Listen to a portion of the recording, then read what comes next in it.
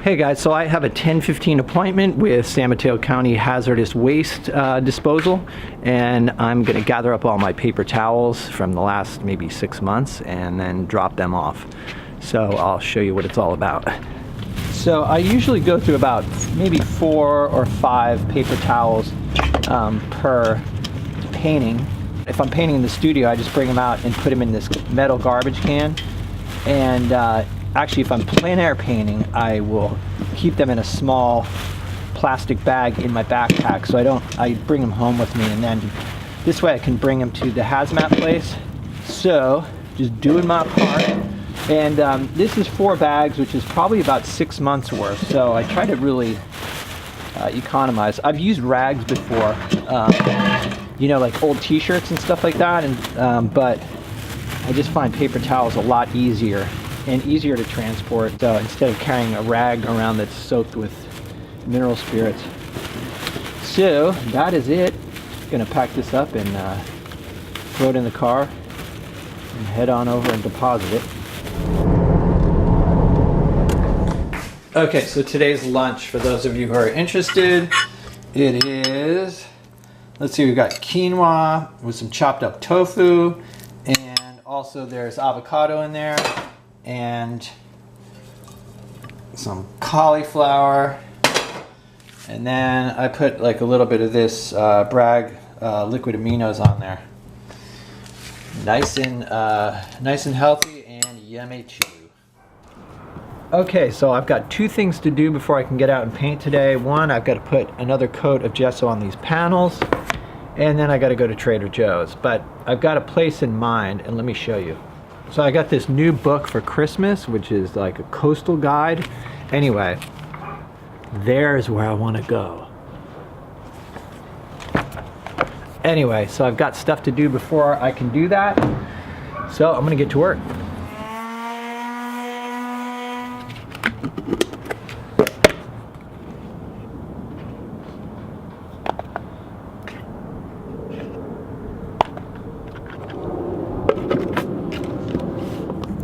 So I do 3 coats, and I alternate the brush strokes for each new coat. Okay, so the panels are done, and I'm on my way to Trader Joe's. Hopefully it won't be too crowded. I'd put it off, but I'm actually really almost totally out of food, so I can't put it off any longer. So hopefully no crowds, and then I can get out to my destination by 3 o'clock. Sun sets at 5. So that gives me 2 hours to paint, which should be enough.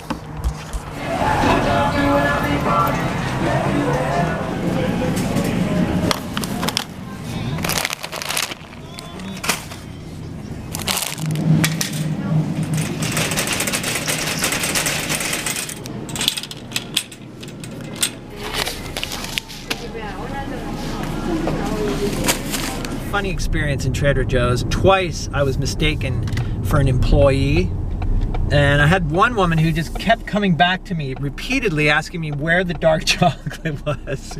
Even after I had told her, I said, oh, I don't work here, but let me help you out, let me see if we can find it.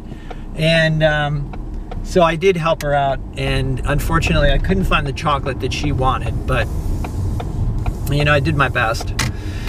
So anyway, I'm done, and I am now heading home to unload this, and then off to the coast to paint. It looks like actually the sun has come out, so that's kind of nice.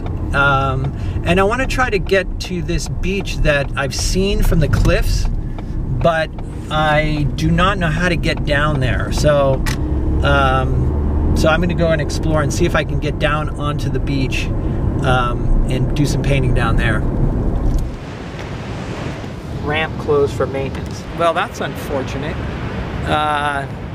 So plan B, I'm gonna have to find another way to get down there. I'm not sure there is any way to get down onto that beach, but I'm gonna still just go and look for another place to paint nearby. I wonder if they attack people too. So I've done it before. I've gotten down to the ocean before. So I know there's a trail somewhere over here, and it's kind of steep. So I'll get some good exercise getting down there. It's also rained a little bit, so could be some mud. But anyway, there was a painting I did down there a while ago, which I liked. It was kind of, there was a lot of glare on the water, and I often thought, oh, you know, this would be cool. Maybe I'll come back and do this sometime. So it looks like now is the time. So here's the trail.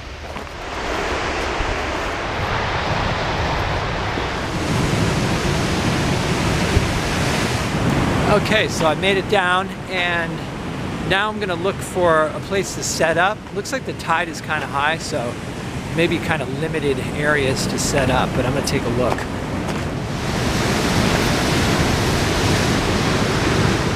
Okay, so I'm all set up, and the tide is rapidly coming in, so I was hoping to get down onto this beach here, but I can't really do that because it looks like the tide is coming in pretty quickly. So a lot of glare here, but I'm gonna do the best I can. So as usual, I first sketched out in burnt sienna, and now I'm covering the panel with close approximations of the colors.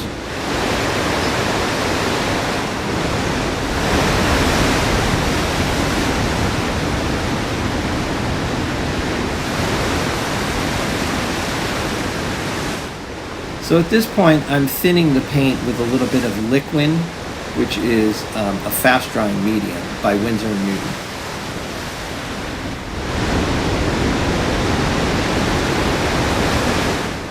I used a single brush to complete this painting.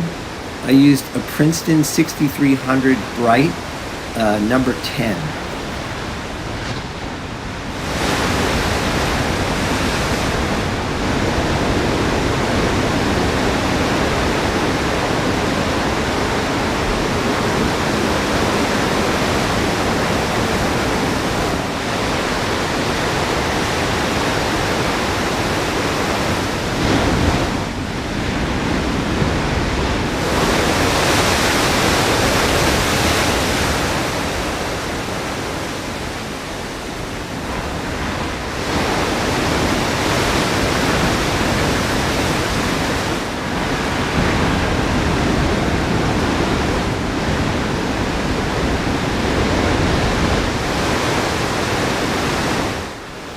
Now I'm applying thicker paint, and I'm trying to make the colors more accurate. I'm still using the Liquin fast drying medium, but I'm not using as much because I want the paint to remain thick.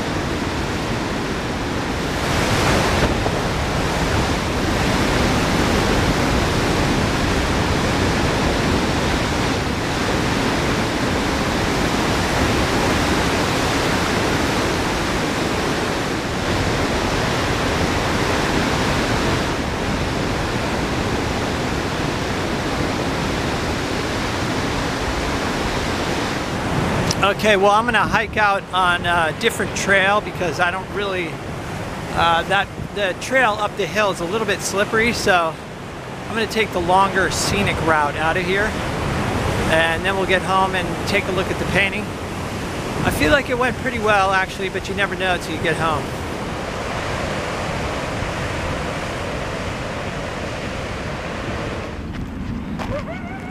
Can you hear that?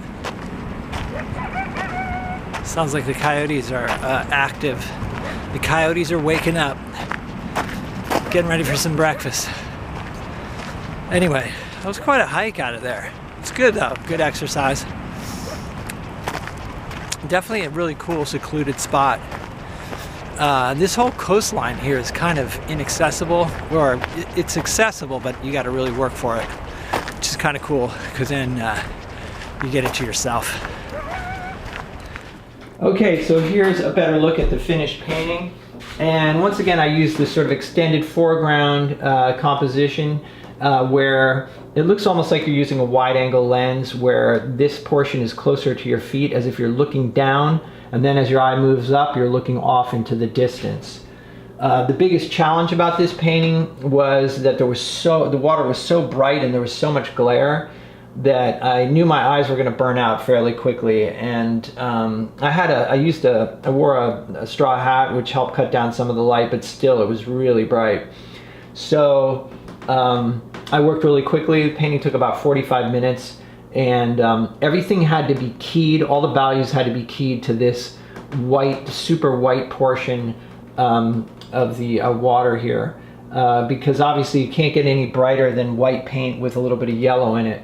So I adjusted all of the other values to this white here, so that it appeared that the white was glowing and that the light felt convincing. Some other things that I think worked out kind of well on this is this rock in the distance, how it's kind of warmer and sort of lighter, kind of does create a feeling of distance, and so that there's a feeling of space between these rocks.